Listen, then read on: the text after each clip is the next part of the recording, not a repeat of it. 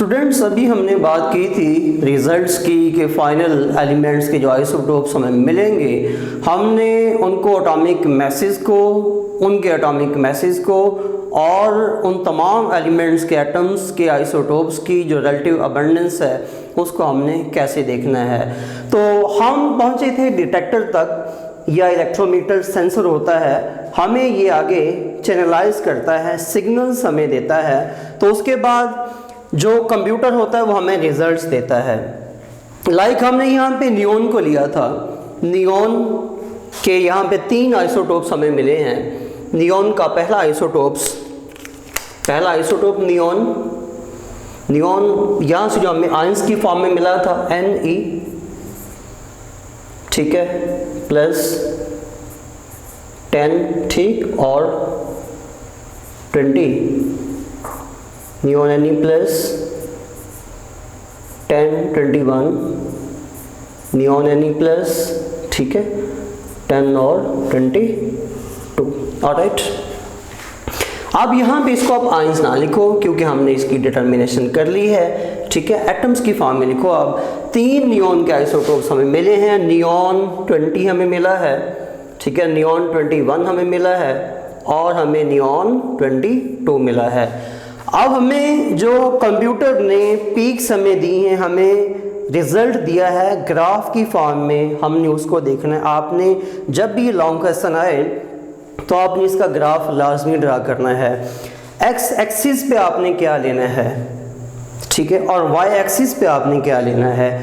X axis पे आप लोगों ने जो एटॉमिक मास है उसको लेना है, ठीक है, और जो वाई एक्सिस है उस पे आपने रिलेटिव अबंडेंस को लेना है। ये बात ज़हन में रखनी है, ठीक है। अब हम देखते हैं कि हमारे पास जो नियॉन 20 है, ठीक है, इस नियॉन 20 की जो रिलेटिव अबंडेंस है वो क्या है, ठीक है। नियॉन 20 की रिलेटिव अबंडेंस 90.92% है। ओके, सेकेंड जो 21 है, ठीक है, ऐसा इसका आइसोटोप कि जिसका एटॉमिक मास हमने 21 निकाला था, इसकी अबंडेंस क्या है, ये है 0.257%। इतने परसेंट ये दूसरा आइसोटोप है, ठीक है। और तीसरा आइसोटोप कितने परसेंट है, 8.82%। ओके, ये थे बेटा रिजल्ट्स, ठीक है। अब एक फॉर्मूला देखें आप लोग, फॉर्मूला इसका मैंने लिखा नहीं, ठीक है, ये देख लिया। फॉर्मूला है mass by charge is equal to h square r square over 2 times of E।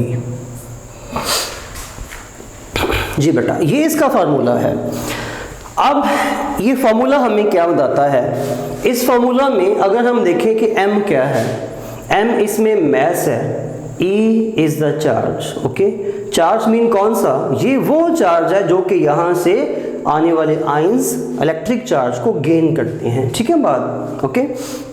और दूसरे नंबर पे यहाँ पे जो आयंस बनेगा, ठीक है बात, और उस आयन पे चार्ज कितना, मिसाल के तौर पे अगर एक x आयन है, ठीक है, वो प्लस है, ठीक है, y है वो +2 है, ठीक है, अगर कोई z है तो +3 है। इस आयन का ये भी मतलब हो सकता है। ऑलराइट, चलिए ठीक है जी, आगे चलते हैं जी। अभी हम कि इसमें H क्या है, H is the strength of the magnetic field. बेटा H क्या है, H ये मैग्नेट एनालाइजर की स्ट्रेंथ है, इसको हम स्ट्रेंथ ऑफ मैग्नेटिक फील्ड भी कहते हैं। और R क्या है, R इज द रेडियस, ये वो रेडियस है जो कि वेरिएबल है, और ये मैग्नेट एनालाइजर इन आयंस को अपनी रेंज, अपनी कैपेसिटी, अपनी स्ट्रेंथ के मुताबिक और इनके मास और चार्ज की स्ट्रेंथ के मुताबिक उनको रोटेट करवाता है और उनको डिफरेंट किस्म का रेडियस ऑफ कर्वेचर देता है। वही रेडियस ऑफ कर्वेचर क्या करता है, इन आयंस को डिटेक्टर के ऊपर या इलेक्ट्रोमीटर के ऊपर मुख्तलिफ पॉइंट्स के ऊपर जाके टारगेट करवाता है। समझ आ रही है, ठीक है। और यहाँ पे 2 कांस्टेंट है, E क्या है, E यहाँ पे strength of an electric field, E क्या है, ये बेटा strength of an electric field, okay, जिसकी रेंज मैंने लिखी थी कि ये तकरीबन 500 टू 2000 वोल्ट्स होती है, ठीक है। जैसे मैंने यहाँ पे प्रेशर लिखा था, ये था जी 10⁻⁻6 टू 10⁻⁻7 टॉर्क। बात करिए ना, ठीक है। अब यहाँ पे एक और चीज़ है, ये क्वेश्चन आता है, आपने क्वेश्चन याद कर लेना है। फर्ज कीजिएगा कि यहाँ से आने वाले रिजल्ट्स में ये जो मास बाई चार्ज रेशो है ये बहुत स्मॉलर है, कम है, ओके। क्वेश्चन और उसका answer, smaller the mass by charge ratio smaller will be the radius of curvature. ठीक, क्यों, इसकी रीजन क्या है कि मास बाई चार्ज रेशो ये रेडियस के डायरेक्टली प्रोपोर्शनल है। अगर मास बाई चार्ज रेशो कम होगी तो रेडियस ऑफ कर्वेचर भी कम होगा। अगर ये वैल्यू स्मॉल होगी तो रेडियस ऑफ कर्वेचर भी स्मॉल होगा, ठीक है। अगर ये मास बाई चार्ज रेशो ज्यादा होगी, इंक्रीज करेगी, तो रेडियस ऑफ कर्वेचर भी इंक्रीज करेगा। हाँ, समझ आ रही है। अब ये मास बाई चार्ज रेशो ये बेटा H यानी स्ट्रेंथ ऑफ मैग्नेटिक फील्ड के डायरेक्टली प्रोपोर्शनल है।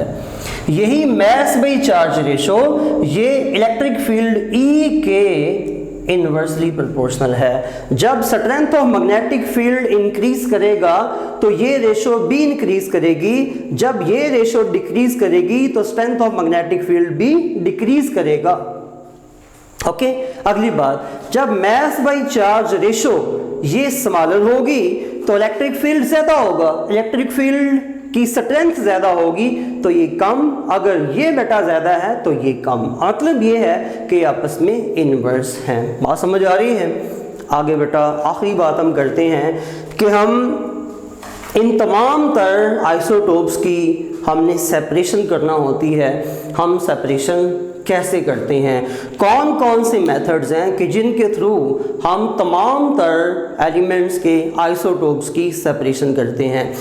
तो यहाँ पे ये बच्चे क्वेश्चन भी करते हैं कि सर सेपरेशन करना लाजमी है। तो जी हाँ students, it is very compulsory, okay, for us to separate all the isotope of different type of the elements, okay. मतलब ये है कि एलिमेंट्स 118 हैं और उन तमाम एलिमेंट्स की नेचर क्या है, वो डिफ़र करती है, वो मुख्तलिफ होती है। इस बात का मतलब क्या है कि कुछ एलिमेंट्स हैं जो कि मैन मेड हैं, कुछ एलिमेंट्स हैं जो कि रेडियो एक्टिव हैं। तो इस बिना पे एलिमेंट्स की नेचर के मुताबिक हमारे पास ये डिफरेंट मेथड्स ऑफ सेपरेशंस हैं, ओके। आपने ये मेथड्स बेटा लिख लेने हैं, आपने याद भी करने हैं, एग्जाम में शॉर्ट क्वेश्चन भी आता है, ठीक है, कि write down the methods by which we separate the isotopes of different elements, okay. ये क्वेश्चन आपने, ठीक है, ज़हन में रखना है। इसका आंसर क्या है, पहला मेथड है एलिमेंट्स के आइसोटोप्स को उनकी नेचर के मुताबिक, उनकी फिजिकल केमिकल नेचर के मुताबिक उनको सेपरेट आउट करने का पहला मेथड क्या है, गैसियस डिफ्यूजन मेथड। दूसरा है थर्मल डिफ्यूजन मेथड, ठीक है। तीसरा है सिंपल डिस्टिलेशन करना, ठीक है। चौथा है अल्ट्रा सेंट्रीफ्यूज मेथड, ठीक है बात। और पांचवा है इलेक्ट्रोमैग्नेटिक सेपरेशन, ठीक। और लास्ट है लेजर सेपरेशंस, ठीक है। ये सेपरेशंस के डिफरेंट मेथड्स हैं, आपने अच्छी तरह से याद करने हैं। आपने इस टॉपिक को मुकम्मल तौर पे बेटा इसके बेस के साथ